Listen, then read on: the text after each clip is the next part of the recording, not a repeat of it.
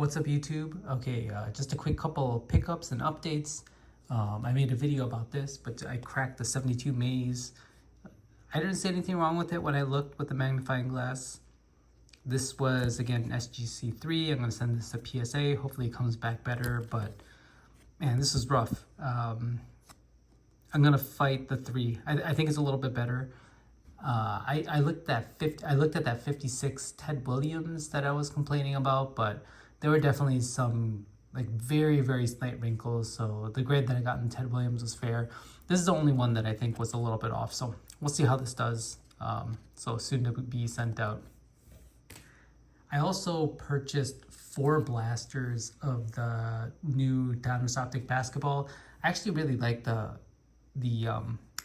downtown design. I'm not a big downtown guy at all, but I have to admit, if the design is good, I'm into it. These were my hits. I sold a couple of them for really cheap to a couple people that I know, but here are some of the lower end refractors that I got. And probably the biggest card, the Buzelis Optic Hollow. Not a big card at all, but better than nothing, I guess, right? Okay, some additional Silas swords for my PC. 2 sapphire base, a green number 1 out of 65, and then the orange out of 25. So this came from the land down under from Australia. Pretty good deal. Always adding to the Silas swords collection. Let's see. Okay, some more random O-Pee-Chee cards. These 72. Wait, is this 72? I don't know what this what set this is from, but the Hankering number 1. These are pretty hard to get in decent condition, but these are O-Pee-Chees, so I thought this was cool. Got these. Yeah, these are definitely 72s. Some additional ones, nothing crazy, so just got these pretty recently. All right, another card that I got way over here.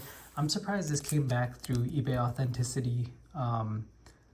I know it's everything 250 and over, but this was under 250 while it was at an auction. This is actually my first PC pre-war card. I'm not a big pre-war person, but Cracker Jacks, man, these cards are gorgeous. I thought this one had caramel stains on it, but when I looked at it closely on the screen, it looked like stains, but I think it's just dirt stains, unfortunately. Regardless, still a Cracker Jack. I know these are catching popularity, or have been catching popularity for a long time. I'm going to be 100% honest. I have no idea who this person is for the Baltimore Federals, but George Suggs, cool card. When I pick these up, I'm going to learn more about the players as well, but between the 1914s and 1915s, I want to get as many as I can. I think it's awesome, so happy to add this in. And the big thing that I got back, the Koosman O-Pee-Chee. I got it back from TTM from the man himself, Jerry Koosman. I was sweating bullets when this was out, but it came back, and it came back with a beautiful auto. It's definitely getting a little bit shaky from some of the autos that I've seen of him, but man, this is awesome. I'm gonna be honest, I originally wasn't planning on keeping this card, but now that I'm going through the whole auto series and hopefully sending it out to the Ryan Foundation after this, definitely keeping this. This is just way too cool, and just the whole process and the story of getting the auto from Mr. Koosman and hopefully from Mr. Ryan, it's a keeper. So I got it back. I'm happy. Again, I'll send it off, and I'm gonna send it to CGC after this, after Mr. Ryan hopefully signs it.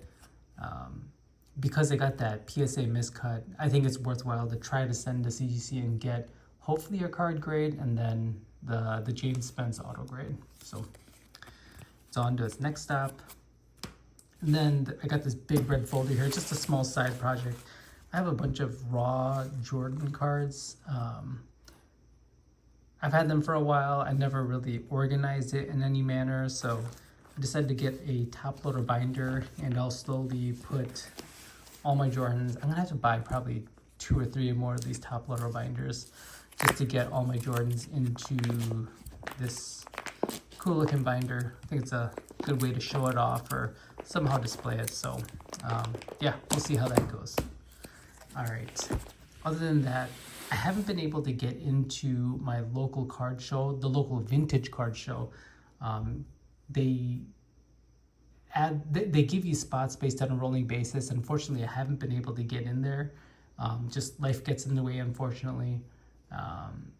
I'm hoping I can get a slot there. I have a couple ideas of doing a couple show videos and then just voiceovers, but I did get into the Garden State card show for next week, so I'll be setting up there. I'll post hopefully some pickups / sales. I think that'll be a good show, so I'm looking forward to that. But thanks for tuning in, watching. Take care.